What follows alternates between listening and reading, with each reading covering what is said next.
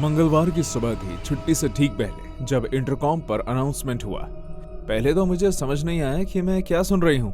Principal की आवाज कांप रही थी। Lockdown, lockdown! सभी स्टाफ अपने दरवाजे बंद कर लो और अपने क्लासरूम में रहो। रूम 5 में एक स्टूडेंट के पास बंदूक है। मेरा खून ठंडा हो गया। रूम 5? वो मेरे बेटे की क्लास है। मैं लगभग 1 साल से स्कूल हाई में पढ़ा रही हूँ और मैंने कभी नहीं सोचा था कि मैं स्कूल कैंपस के अंदर अपने बेटे या अपनी सेफ्टी के लिए डरूंगी। हर भयानक पॉसिबिलिटी मेरे दिमाग में घूम रही थी। मैंने उसे उस कमरे में इमेजिन किया, कंफ्यूज, डरा हुआ, शायद वहीं जम गया हूँ। मैं अपने 10 साल के बेटे को एक हथियार बंद स्टूडेंट के साथ फंसा हुआ देख सकती थी। मैं अब खुद को रोक नहीं पाई। मैंने दरवाजा बस 1 इंच खोला, हॉलवे में झांका। बंद दरवाजों के पीछे स्टूडेंट्स की आवाजें दब गई थी। बस मेरी अपनी सांसों की आवाज आ रही थी। मुझे पता था कि मैं जो करने जा रही थी वो हर उस सेफ्टी रूल के खिलाफ था जो हमें सिखाया गया था, लेकिन वो मेरा बेटा था। मैंने एक स्टूडेंट से कहा कि मेरे बाद ताला लगा ले ताकि वो सेफ रहे, और चुपचाप हॉल में चली गई। रूम 5 का दरवाजा सबसे आखिर में था। जब मैं आगे बढ़ी तो मेरे जूते मुश्किल से जमीन को छू रहे थे। मैं नीचे झुकी हुई थी, मेरा हाथ चाबी के छल्ले के चारों ओर जकड़ा हुआ था। अचानक मुझे रूम 5 में गुस्से में चेतावनी आती सुनाई दी। अगर किसी ने हिलने की हिम्मत की तो मैं ट्रिगर खींच दूंगा। मुझे डर नहीं है, मैं सच कह रहा हूँ। मेरा सीना डर के मारे सिकुड़ गया। मैं दरवाजे तक पहुंची और पतली कांच की पट्टी से झांका। मेरा बेटा मैथ्यू दूर की दीवार से टिका हुआ बैठा था। उसके चेहरे पर आंसू बह रहे थे। कमरे के बीच में एक लंबा स्टूडेंट खड़ा था जिसके हाथ में एक छोटी काली हैंडगन थी। उसका हाथ कांप रहा था, लेकिन उसकी उंगली ट्रिगर के बहुत पास थी। मैंने सोचा नहीं, मैंने बस दरवाजा खोला और अंदर चली गई। सुनो, तुम्हें ऐसा करने की जरूरत नहीं है। लड़के ने इतनी तेजी से मेरी तरफ सर घुमाया कि मुझे उसकी गर्दन की एक चटकने की आवाज आई। उसकी आंखें बड़ी हो गई और लाल नसें उभर गई। उसने बंदूक मेरी तरफ तान दी। बाहर निकल यहाँ से! मैंने मैथ्यू को देखा और उसे शांत करने की कोशिश की। मम्मा यही है मैथी, सब ठीक हो जाएगा। क्या तू बहरी है? मैंने तुझे जाने के लिए कहा ना। मैं उस लड़के से बात करती रही, उसे डराए बिना समझाने की पूरी कोशिश कर रही थी।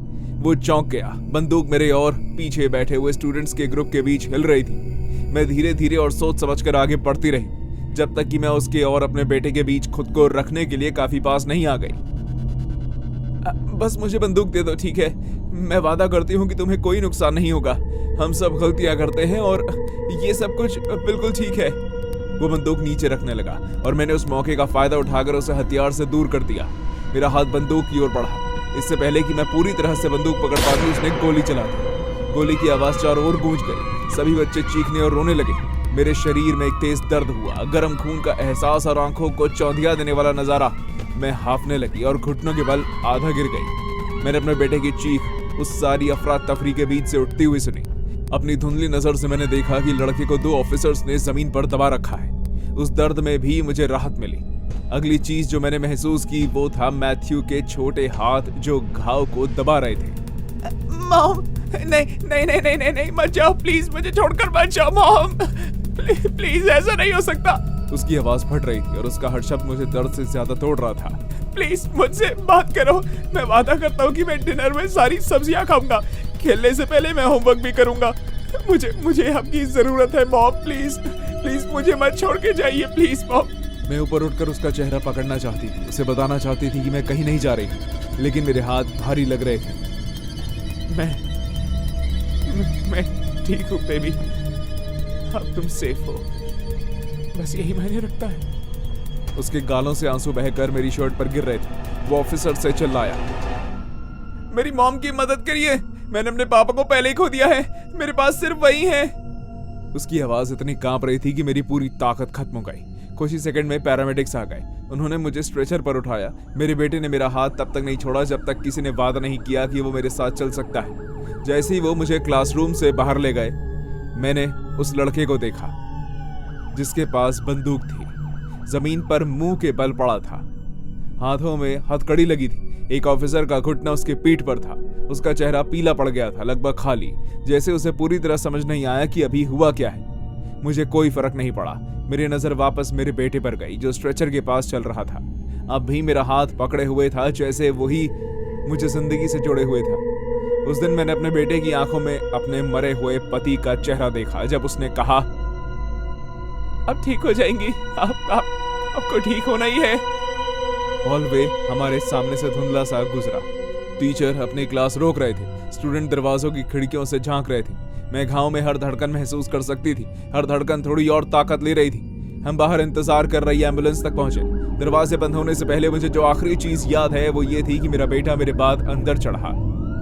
मैं उस दिन तो बच गई। गोली किसी भी जरूरी अंग को छूकर नहीं गुजरी। हालांकि डॉक्टरों ने कहा कि 1 इंच और होती तो मैं ये लिखने के लिए यहाँ नहीं होती। मेरा बेटा अभी भी लाइट जलाकर सोता है और कभी कभी वो आधी रात को ये देखने के लिए जाग जाता है कि मैं अभी भी सांस ले रही हूँ या नहीं। लोग हमेशा पूछते हैं कि मैं अपने क्लासरूम में क्यों नहीं रुकी, जैसे हमें बताया गया था। सच तो ये है, जब आप एक पेरेंट होते हैं और आपका बच्चा खतरे में हो तो आप वहीं नहीं रुक सकते। आप दीवारें गिरा देंगे, बंदूक का सामना करेंगे और गोली भी खा लेंगे। अगर ऐसा करने से आप उसे एक और दिन की जिंदगी भी दे सकते हैं तो। यही बात लोग इन लॉकडाउन ड्रिल्स के बारे में नहीं समझते। पेरेंट्स के लिए हर अलर्ट सिर्फ एक सेफ्टी प्रोसेस नहीं होता, ये एक बुरे सपने की शुरुआत है जहां आपके बच्चे की जिंदगी दांव पर लगी होती है। और बहुत से परिवारों के लिए वो बुरा सपना शांति से खत्म होता है। मैं उन खुशकिस्मत लोगों में से एक थी। मेरा बेटा उस रात अपनी माँ के साथ जिंदा घर आया, लेकिन बहुत से पेरेंट्स को वो चमत्कार कभी नहीं मिलता। स्कूल शूटिंग यही करती है, वो सिर्फ जाने नहीं लेती, वो उन्हें तोड़ देती है, हमेशा और हमेशा के लिए।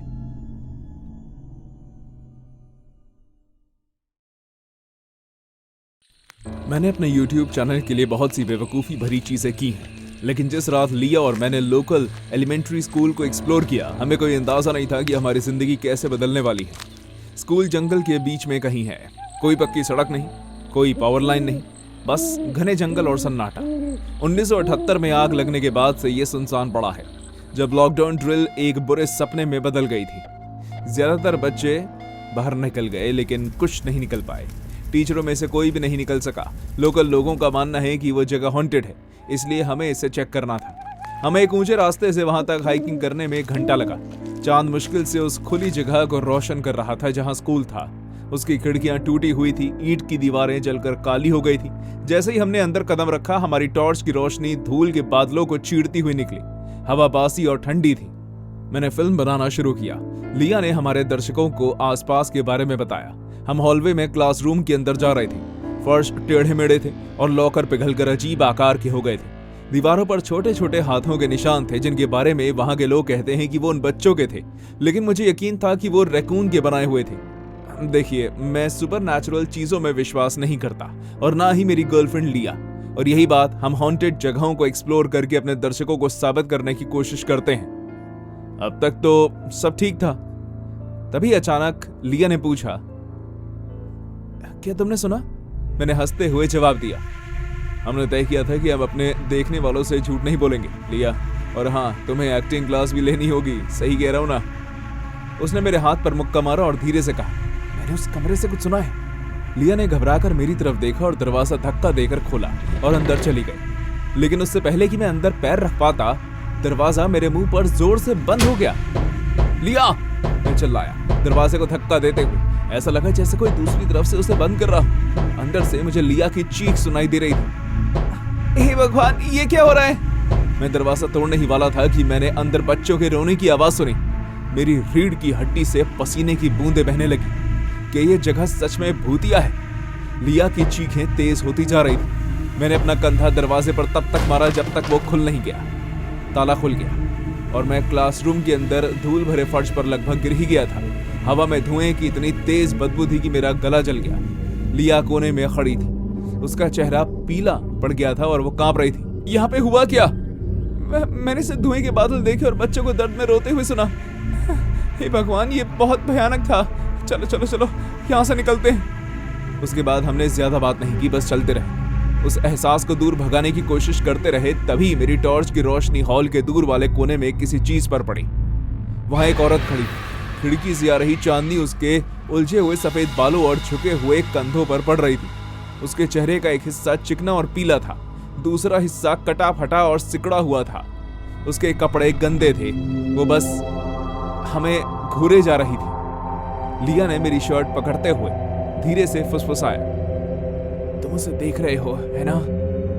मैंने सर हिलाया। वो औरत अचानक पीछे हट गई और अंधेरे में गायब हो गई। कांपती हुई आवाज में मैंने लिया से कहा कि इस जगह से निकल जाना ही बेहतर है। तभी हमें एक डरावनी चीख सुनाई दी। और इसमें कोई शक नहीं कि वो वही औरत थी। हम हॉलवे से भागे। लॉकर हमारे दोनों तरफ बिना किसी के छुए जोर से बंद होने लगे। धूल भरी भूली हुई क्लासरूम से फिर बच्चों के रोने की आवाज आनी शुरू हुई। तुम्हें यहाँ आना ही नहीं चाहिए था, इस जगह में कुछ गलत है। जब हम एग्जिट के करीब थे तो वही औरत हमारे दाईं ओर वाले हॉलवे से दौड़ती हुई आई और हमारा रास्ता रोक दिया। मुझे नहीं पता कि वो हमसे पहले इतनी तेजी से वहां कैसे पहुंच गई। जैसे ही मैंने उसका हाथ देखा मुझे अपनी सेफ्टी की चिंता हुई। उसने एक जंग लगी लोहे की छड़ी को कसकर पकड़ रखा था। हम जम गए। मेरा दिल इतना जोर से धड़क रहा था कि दर्द हो रहा था। लिया रोने ही वाली थी। वो औरत पास आई, उसके चेहरे पर एक अजीब सी मुस्कान थी। तुम उन्हें दोबारा बंद नहीं कर सकते, मैं तुम्हें ऐसा नहीं करने दूंगी। क्या? नहीं, हम ये नहीं करने आए। वो बस एक छोटे बच्चे थे, मेरा लड़का टॉमी। वो सिर्फ 12 साल का था। मैंने उसे धुएं में मरते देखा, मैंने उसे आग में पिघलते हुए देखा। उसने अपनी खाली आंखों से हमें देखते हुए लोहे की छड़ी उठाई। मैंने उसकी चीख सुनी और मैं उसके पास नहीं पहुंच पाई। आग बहुत तेज थी। जब तक उन्होंने दरवाजा खोला वो जा चुका था। वो सब चले गए हैं और तुम यहाँ और बच्चों को फंसाने आए हो। वो हर रात रोते।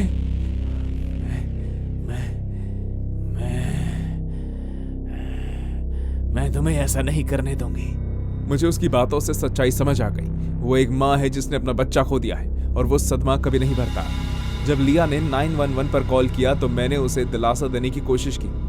मैंने उसे दिलासा दिया कि हम यहाँ किसी को चोट पहुंचाने के लिए नहीं आए हैं और हम उसकी मदद करना चाहते हैं। उसने पलकें झपकाई जैसे उसे मेरी बातों पर यकीन नहीं हो रहा था। फिर उसका चेहरा बिगड़ गया। तुम झूठ बोल रहे हो, वो चिल्लाई और लोहे की छड़ी उठाकर आगे बढ़ी। लिया चिल्लाई। उसे डर था कि वो मुझे चोट पहुंचा सकती है, लेकिन वो औरत बहुत कमजोर थी। मैंने उसका हाथ पकड़ा और लोहे की छड़ी हटा दी। हम उसके साथ तब तक इंतजार करते रहे जब तक पुलिस नहीं आ गई और ये पक्का नहीं कर लिया कि औरत को मेडिकल जांच के लिए ले जाया गया। बाद में मैंने आग के बारे में देखा। सच में पीड़ितों की लिस्ट में टॉमी नाम का एक लड़का था। उसकी माँ का नाम कहीं नहीं था। मुझे लगता है कि किसी को कभी परवाह नहीं हुई कि उसके साथ क्या हुआ, लेकिन मुझे पता है। ये सोचकर दुख होता है कि इतने लंबे समय तक वो बेचारी बूढ़ी औरत उन अंधेरे हॉल में रही, ये मानकर कि वो उन बच्चों की रक्षा कर रही है जिन्हें वो बचा नहीं पाई। मुझे बस उम्मीद है कि उसे वो मदद मिली होगी जिसकी उसे जरूरत थी। भले ही हमें कई सवालों के जवाब मिल गए, फिर भी एक सवाल आज भी एक रहस्य बना हुआ है। लिया और मैंने दोनों बच्चों को रोते हुए सुना, लेकिन किसी को नहीं देखा। क्या आपको वहम हुआ था या सच में आत्माएं नाम की कोई चीज होती है? आपको क्या लगता है?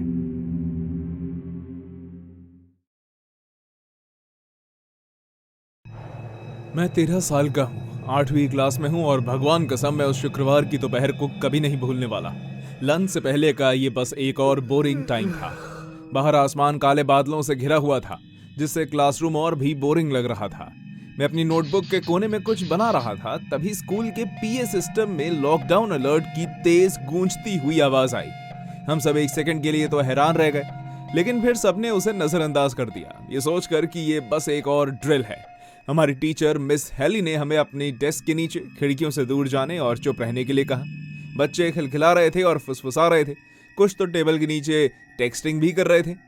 हम में से कोई भी ज्यादा परेशान नहीं था जब तक हमें चीखने की आवाज नहीं आई। ऐसा लगा जैसे कोई अपनी जान बचाने के लिए जोर से चिल्ला रहा हो। जब मैंने ध्यान से सुना तो मुझे टाइल पर स्नीकर्स फिसलते हुए सुनाई दिए। जो भी चिल्ला रहा था उसे हॉलवे में घसीटा जा रहा था। दरवाजे के पास कुछ बच्चे फुसफुसाने लगे, एक दूसरे से पूछने लगे कि क्या हो रहा है। तभी मैट, जो हमारी मिक्स्ड साइंस क्लास का एक सीनियर था, हाँफता हुआ क्लासरूम की छोटी रेक्टेंगल खिड़की से धीरे धीरे अंदर आया और जल्दी से इसे बंद कर दिया। मैं कभी नहीं भूलूंगा कि कैसे उसके चेहरे का सारा रंग उड़ चुका था। ये मिस्टर कैसलर हैं, वो पागल हो गए हैं। मिस्टर कैसलर हमारे बायोलॉजी टीचर थे। सब उन्हें बहुत पसंद करते थे। वो कूल टीचर थे। वो कहानियां सुनाते थे, बेवकूफ़ी भरे साइंस जोक सुनाते थे और कभी कभी हमें क्लास में खाना भी खाने देते थे। लेकिन मैट ने जिनके बारे में बताया वो मिस्टर कैसलर जैसे बिल्कुल नहीं लग रहे थे। वो घसीट रहे हैं, जो एक हॉल में नीचे है। उनके पास एक चाकू है, खून है, उनका लैब कोट खून से सना हुआ पड़ा है। सबको लगा कि वो मजाक कर रहा है, जब तक उसने चाकू और खून की बात नहीं की। मिस हैली की आंखें हैरानी से बड़ी हो गई। उन्होंने तुरंत दरवाजा बंद कर दिया और हमें शांत रहने और 911 डायल करने के लिए कहा। मैं खिड़की के ठीक सामने था। अचानक मुझे एक झलक मिली। मिस्टर केसलर का चेहरा शीशे से सटा हुआ था और वो हमें देख रहे थे। उनकी आंखें चौड़ी थी और मुझ पर टिकी हुई थी। वो किसी तरह के ट्रांस में थे। उन्होंने धीरे से अपना एक हाथ उठाया जिसमें खून से सना स्कैल्पल था और फिर जेक को ऊपर खींचा, जिसके चेहरे पर एक बड़ा सा कट था और उससे बहुत खून बह रहा था। ये भयानक नज़ारा देखकर सभी स्टूडेंट्स चीख पड़े। हमने सपने में भी नहीं सोचा था कि मिस्टर केसलर जैसा शांत इंसान इतना भयानक बर्ताव करेगा। उसने जेक को गिरा दिया, जो बेहोश होकर जमीन पर गिर गया और जोर से आवाज आई और फिर शीशे पर दस्तक दी। खिड़की के शीशे के पास झुककर वो धीरे से बोला, साइंस की क्लास अभी खत्म नहीं हुई है। मैं दरवाजे की दरार से उनकी धीमी सांसें सुन सकता था। मेरा दिल इतनी जोर से धड़क रहा था कि मुझे लगा मैं मर जाऊंगा। वो फिर बोले, इस बार और जोर से, खामोशी को चीरते हुए, दरवाजा खोलो, मुझे प्रैक्टिकल एग्जाम के लिए कुछ और स्टूडेंट चाहिए। कुछ बच्चे सिसकियां लेने लगे। मिस हैली ने उसे समझाने की कोशिश की। देखो, तुम्हें शांत होने की जरूरत है, ठीक है? पुलिस जल्द ही यहाँ पर आ जाएगी। तुम ऐसा क्यों कर रहे हो? तुम बहुत ही अच्छे इंसान हो केसलर। फिर मुझे कुछ याद आया, एक ऐसा वाक्य जो हमारे लिए आम था। 2 दिन पहले जेक, मैं और लुई साइंस लैब के पास से गुजर रहे थे। मिस्टर केसलर अंदर रखे हुए सैंपल के जार साफ कर रहे थे और हमने उनका मजाक उड़ाया, कहा कि वो मजे के लिए मरे हुए मेंढकों से खेल रहे हैं। मुझे नहीं लगता था कि इससे कोई नुकसान होगा। मैं चुपचाप खड़ा रहा, भगवान से प्रार्थना कर रहा था कि वो हमें बचाने के लिए किसी को भेजें। लेकिन कसम से मिस्टर केसलर मुझे ऐसे घूर रहे थे जैसे उन्हें मुझे खत्म करने के लिए बस एक पल चाहिए हो। उन्होंने फिर से अपना खून से सना हाथ उठाया और कांच पर खून की एक मोटी लकीर लगा दी। फिर मेरी तरफ इशारा करते हुए वो चिल्लाए, मैं तुम्हें दिखाता हूँ असली डाइसेक्शन कैसे दिखता है। कुछ स्टूडेंट्स घबराहट में रोने लगे। जब मुझे लगा कि हम क्लास के अंदर सुरक्षित रहेंगे, मिस्टर केसलर ने स्कैल्पेल की नोक कांच पर फहराई, जिससे इतनी तेज चीख निकली कि मेरे दांतों में दर्द होने लगा। मैं स्किन से शुरू करूंगा, इसे धीरे धीरे और अच्छे से छीलूंगा।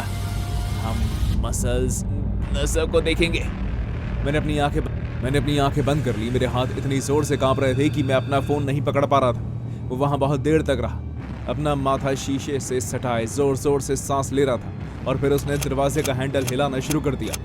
कमरे में घबराहट से बिजली सी दौड़ गई। सब अपनी जान बचाने के लिए चिल्लाने लगे।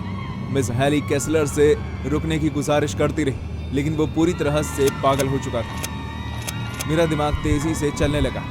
वो रुकने वाला नहीं था। उसके और हमारे बीच सिर्फ वो ताला था, और अगर वो अंदर आ गया तो मुझे पता भी नहीं कि मुझे क्या हुआ। बिना सोचे समझे मैंने दरवाजे को ढकने के लिए अपनी डेस्क खींचनी शुरू कर दी। मुझे ऐसा करते देख कई और लोगों ने भी ऐसा ही किया। मिस्टर केसलर लात मारते और चिल्लाते रहे, लेकिन वो अंदर नहीं आ सके। हम क्लासरूम के बाहर उनके कदमों की आहट सुन सकते थे और आखिर में हमने सायरन की आवाज़ सुनी। जैसे ही पुलिस अंदर आई, कुछ ही सेकंड में सब खत्म हो गया। खिड़की से मैंने देखा कि वो मिस्टर केसलर को ज़मीन पर मुंह के बल गिराए हुए हैं। उनका लैब कोट खून से लथपथ था। स्कैल्पेल कुछ फीट दूर पड़ा था। वो जैक को दौड़ कर ले गए। ये चमत्कार ही था जो इतना खून बहने के बाद भी वो सांस ले रहा था। पुलिस वाले मिस्टर केसलर को हथकड़ी पहनाकर बाहर ले गए। उसने लड़ाई नहीं की। हम सब बाहर आए और हॉलवे में खड़े होकर उसे देखते रहे। पुलिस की गाड़ी में बैठने से ठीक पहले उसने अपना सर घुमाया और अजीब तरह से हंसा और फिर चिल्लाया, मैं वापस आऊंगा क्योंकि साइंस क्लास अभी खत्म नहीं हुई है। वो आखिरी बार था जब मैंने उसे देखा था। उसके बाद स्कूल एक हफ्ते के लिए बंद कर दिया गया। जिस हॉल में ये हुआ उसे सील कर दिया गया। खबरों में वो कहा गया कि घायल बच्चा ठीक हो जाएगा, लेकिन किसी ने ये नहीं बताया कि मिस्टर केसलर क्यों गुस्सा हो गए। कुछ ने कहा कि उनका मेंटल ब्रेकडाउन हो गया था। दूसरों ने फुसफुसाते हुए कहा कि ये बदला था। मेरे लिए, मैं इस एहसास को नज़रअंदाज नहीं कर सकता कि अचानक नहीं हुआ था, कि वो मुझे और मेरे दोस्तों को ढूंढने आया था, कि शायद दरवाजे की सुरक्षा ने बचा ली थी।